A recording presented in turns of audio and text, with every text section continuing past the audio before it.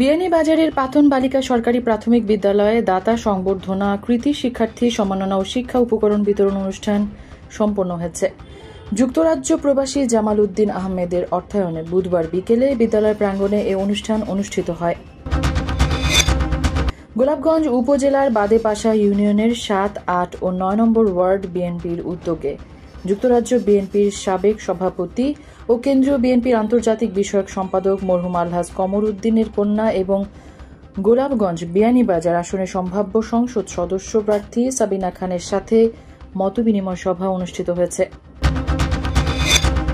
Sylhet MC কলেজের পদার্থ বিজ্ঞান বিভাগের সেমিনার হলে মহসিন ফাউন্ডেশনের বৃত্তি প্রদান অনুষ্ঠিত হয়। এতে প্রধান অতিথি হিসেবে উপস্থিত ছিলেন এমসি কলেজের ভারপ্রাপ্ত অধ্যক্ষ প্রফেসর আকমল হোসেন। সিলেটে বেপরোয়া গতির একটি বাস একে একে ৩টি গাড়িকে ধাক্কা দিয়েছে। এতে গাড়িগুলো দুমড়ে মুচড়ে গেছে। এই ঘটনায় ৪ জন আহত হয়েছেন। বুধবার সিলেট জকিগঞ্জ সড়কের গোটাটিকর এলাকায় এই ঘটনা ঘটে। খবর পেয়ে পুলিশ ঘটনাস্থলে গিয়ে দুর্ঘটনা কবলিত গাড়িগুলো জব্দ করেছে।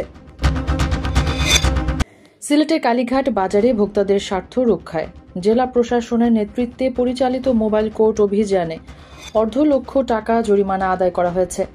মঙ্গলবার সিলেটের জেলা প্রশাসক মোহাম্মদ শের মাহবুব মুরাদের নেতৃত্বে এবং ওয়ারেন্ট অফিসার জিলুর রহমানের উপস্থিতিতে এই মোবাইল কোর্ট পরিচালিত হয়।